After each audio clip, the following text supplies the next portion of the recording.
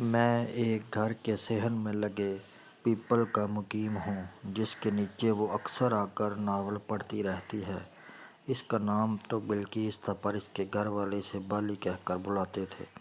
وہ بہت خوبصورت اور معصوم تھی۔ اگر آپ یہ سوچ رہے ہیں کہ میں اس پر عاشق ہوں تو ایسی کوئی بات نہیں، بس جب وہ ناول پڑھتی ہے تو میں بھی اوپر پیڑ پر بیٹھا اس کے ناول پڑھتا رہتا ہوں کیونکہ وہ مجھے بہت اچھے لگتے تھے۔ صبح ہو چکی تھی اور میں بالی کا انتظار کر رہا تھا لیکن وہ ابھی تک اپنے کمرے سے نہیں نکلتی تھی۔ اچانک وہ کمرے سے چیختی ہوئی نکلی، اماں کہیں آپ نے تو میرا نیا ناول نہیں چھپا لیا؟ اماں جو چولہے پر بیٹھی ناشتہ بنا رہی تھی غصے سے اپنی جوتی اتار کر اس کی طرف پھینکتے ہوئے بولی، منحوس کہیں کی، صبح صبح نہ قرآن نہ نماز، اٹھتے ہی ناولوں کا نام، آج تیرے یہ سارے ناول اپنے چولہے میں جلا دوں گی۔ کیا ہوا، صبح صبح کیوں ہماری بیٹی کو ڈانٹ رہی ہو؟ بالی کا ابا بشیر دھوتی جھاڑتے ہوئے اپنے کمرے سے نکلتا ہوا بولا اور پیار سے اپنی لاڈلی کو دیکھنے لگا، آپ کے اور آپ کی ماں کے لاڈ پیار نے اس کا کھانا خراب کر دیا ہے۔ یہ میری کوئی بات نہیں سنتی اور نہ ہی کسی کام میں میرا ہاتھ بٹاتی ہے۔ آپ نے جو 10 جماعتیں اسے پڑھائی ہیں نا، اس کا اور تو کوئی فائدہ نہیں ہوا، بس کہانیاں پڑھ لیتی ہے، اس کی ماں رضیہ بشیر کو ٹوکتے ہوئے کہہ رہی تھی۔ بالی اپنا سر کھجاتے ہوئے بولی، کام کرتی تو ہوں اماں، آپ خواہ مجھے ہی بولتی رہتی ہیں۔ ماں دوسرا جوتا اٹھاتے ہوئے بولی، تجھے نہیں تو کیا، محلے کی لڑکیوں کو بلا کر کام بولوں گی کہ آؤ میرا ہاتھ بٹا دو۔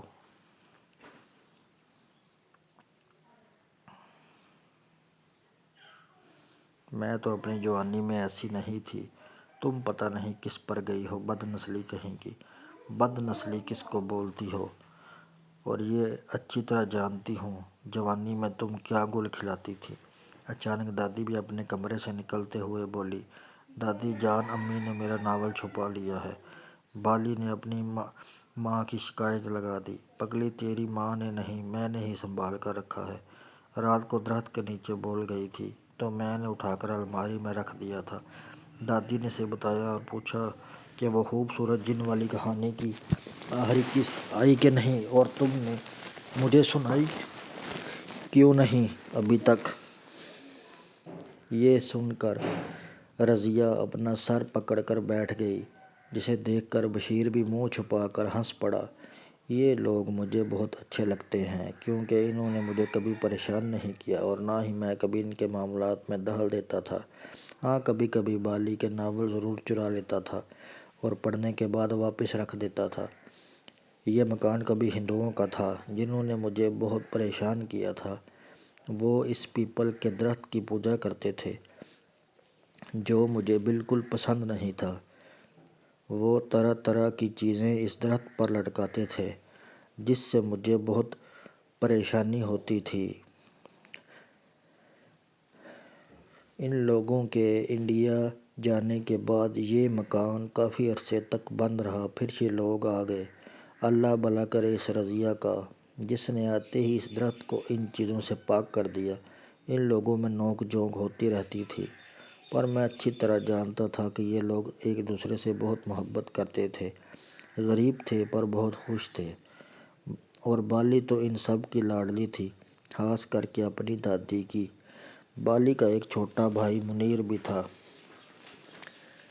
جس کو یہ پیار سے مونی کہہ کر بلاتے تھے، جو کہ اپنی ماں کا لاڈلا بھی تھا۔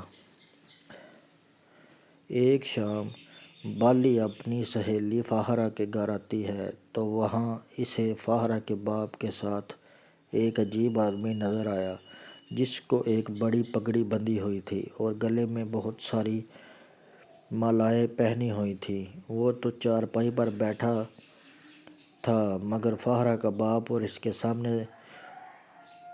کے سامنے زمین پر بیٹھے تھے۔ بالی جیسے ہی فاہرہ کے گھر داخل ہوئی تو وہ آدمی بھی بالی کو کھا جانے والی نظروں سے دیکھ رہا تھا اور بالی اس کی نظروں سے گھبرا کر گزرتی ہوئی فاخرہ کے کمرے میں داخل ہوتے ہوئے اس سے پوچھا کہ یہ آدمی کون ہے؟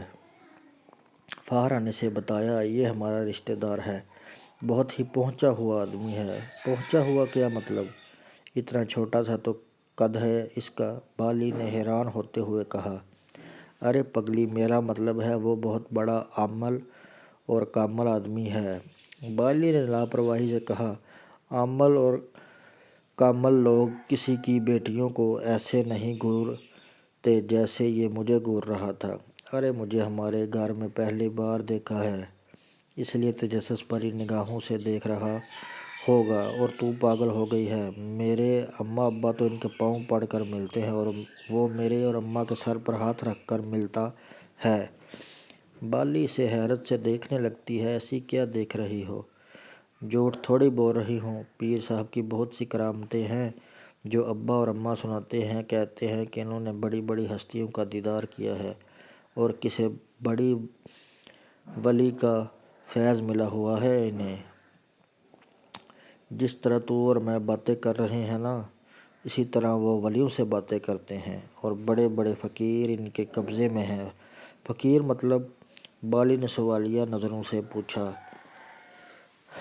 فاخرہ نے کہا، فقیر ہم جن کو بولتے ہیں، پگلی کہیں کی۔ تم ہنس رہی ہو؟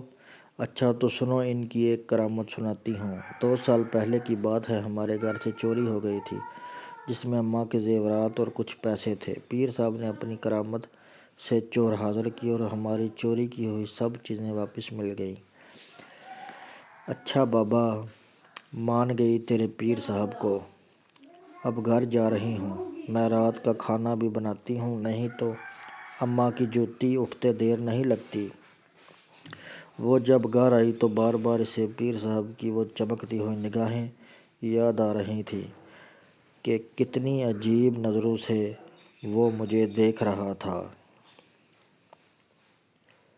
پھر اسے فاخرہ کی باتیں یاد آئیں کہ وہ جھوٹ نہیں بول سکتی، ہو سکتا ہے کہ اس کا وہم ہو۔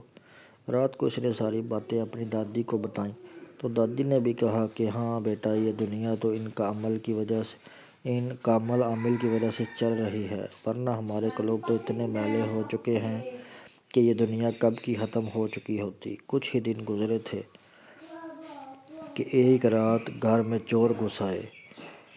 ان کی آواز سے بالی کے باپ کی آنکھ کھل گئی۔ کچھ ہی دن گزرے تھے کہ ایک رات گھر میں چور گھس آئے۔ ان کی آواز سے بالی کے باپ کی آنکھ کھل گئی اور اس نے اپنی لاٹھی اٹھائی اور چور چور کی آواز لگانا شروع کر دی، جس پر چور فائرنگ کرتے ہوئے گھر سے بھاگ نکلے۔ فائرنگ کی آواز سے سب گھر والے اٹھ بیٹھے اور چیخنے لگے۔ بالی بدحواسی میں اپنے باپ سے لپٹ گئی۔ شور شرابے کی وجہ سے سارا گاؤں ان کے دروازے پر جمع ہو گیا۔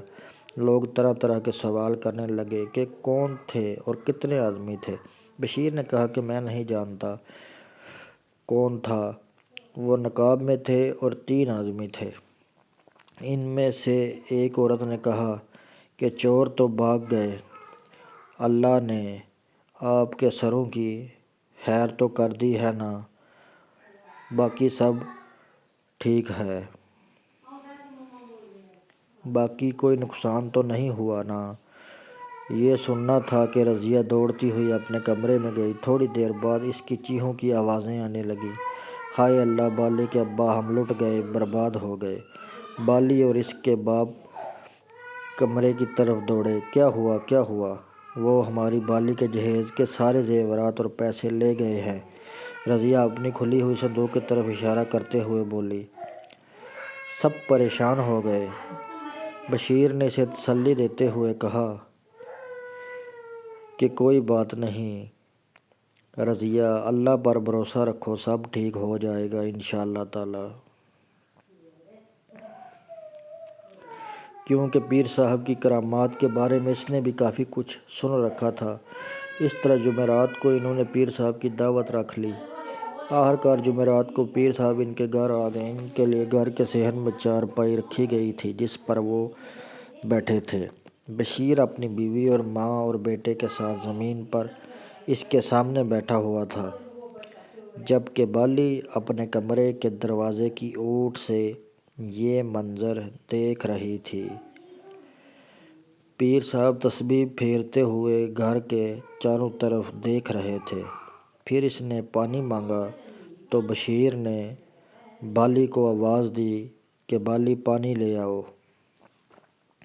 بالی اپنا دوپٹہ درست کرتی ہوئی گلاس لے آئی تو پیر صاحب پھر اسے گھورتی ہوئی نظروں سے دیکھتے ہوئے گلاس لیا اور بالی گھبراتی ہوئی واپس اپنے کمرے میں چلی گئی۔ پیر صاحب آنکھیں بند کر کے کچھ پڑھنے لگے اور پھر بشیر کی طرف دیکھتے ہوئے بولے، چوری تو آپ کو ہر حال میں واپس مل جائے گی، لیکن اس کے علاوہ آپ لوگوں کے لیے ایک اور بہت بڑی خوشخبری ہے جسے سن کر آپ اپنی چوری کو بھی بھول جائیں گے۔ کیسی خوشخبری مرشد سائیں؟ بشیر نے حیرانی سے خوش ہوتے ہوئے مرشد سائیں سے پوچھا۔ اس گھر کے آس پاس ایک دیگ دفن ہے جس میں بہت سارا سونا پڑا ہے۔ پیر صاحب نے جب یہ کہا تو بشیر اور رضیہ ایک دوسرے کی طرف خوشی سے اور حیرت سے دیکھنے لگے۔ بشیر کہنے لگا کہ سائیں، ہم نے تو کوئی ایسی دیگ یہاں نہیں دیکھی۔ پیر جی تھوڑا مسکرا کر بولے، میں وہ سب بھی جانتا ہوں جو تم لوگ نہیں جانتے۔ یہ گھر ایک امیر ہندو سونار کا تھا۔ وہ لوگ چوری کے ڈر سے اپنا سارا سونا زمین میں دفن کرتے تھے، اور جب پاکستان آزاد ہوا تھا تب فسادات شروع ہو گئے تھے تو یہ لوگ اپنی جان بچا کر بھاگ نکلے تھے اور وہ دیگ یہیں چھوڑ کر چلے گئے۔ لیکن اب ایک مسئلہ ہے۔ بشیر پیر صاحب کی طرف دیکھتے ہوئے بولا، کیا مسئلہ ہے مرشد سائیں؟ پیر جی بولے، مسئلہ یہ ہے کہ وہ دیگ کس طرف دفن ہے۔ اب تم سارے گھر کی کھدوائی تو نہیں کر سکتے کیونکہ یہ گھر بہت ہی بڑا ہے۔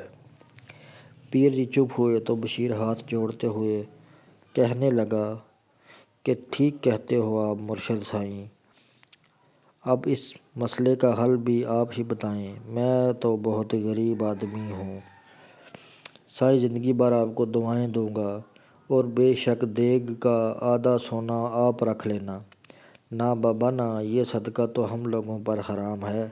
یہ دیگ آپ لوگوں کو ہی مبارک ہو۔ مجھے بس 3 راتیں آپ کے گھر چلہ کاٹنا پڑے گا، اور ہاں، اس بات کی خبر کسی کو کانوں کان نہیں ہونی چاہیے، کیونکہ اگر کسی نے یہ بات باہر کسی کو بتائی تو یہ حکومت سونا یا پولیس بھی لے سکتی ہے، پھر تو آپ لوگوں کے ساتھ خاط ہو جائے گا اور کچھ نہیں ملے گا۔ پیر صاحب انہیں سمجھاتے ہوئے بولے تو بشیر کو رضیہ نے اپنے کانوں کو ہاتھ لگاتے ہوئے کہا کہ نہیں سائیں، یہ بات اس گھر سے باہر نہیں جائے گی۔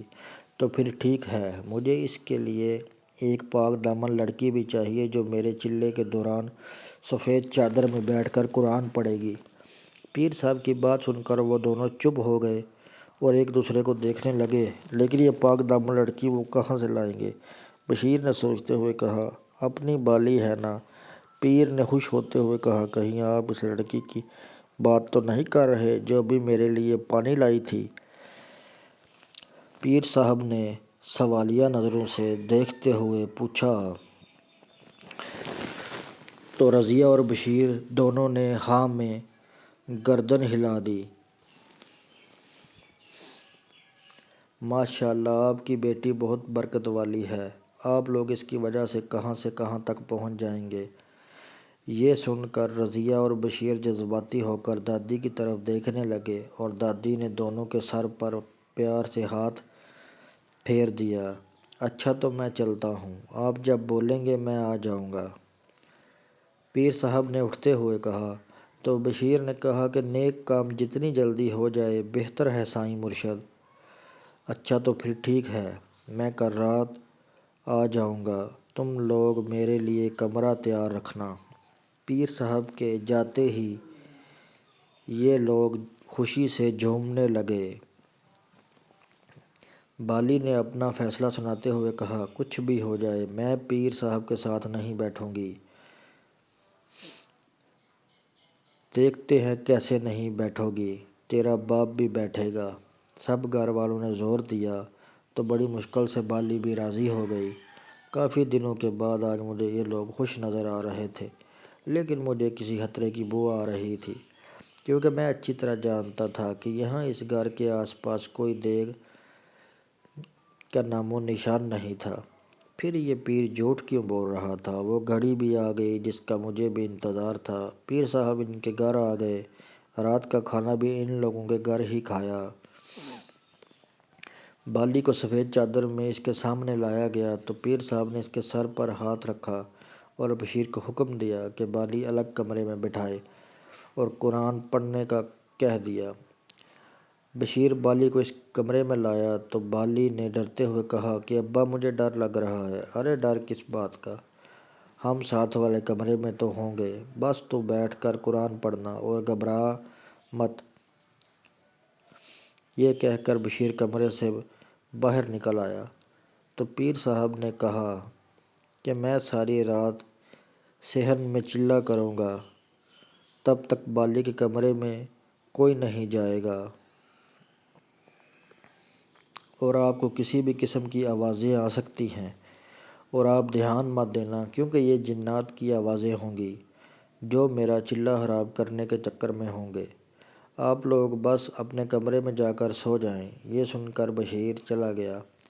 پیر صاحب نے اپنی جیب سے کوئی سفوف نکالا اور پانی کے جگ میں ڈال دیا اور بشیر کو آواز دی اور اسے کہا کہ یہ دم کیا ہوا پانی ہے، تم بھی پیو اور بالی کے علاوہ سب کو پلاؤ، اور یاد رکھنا اب بالی کے کمرے میں کوئی نہیں جائے گا۔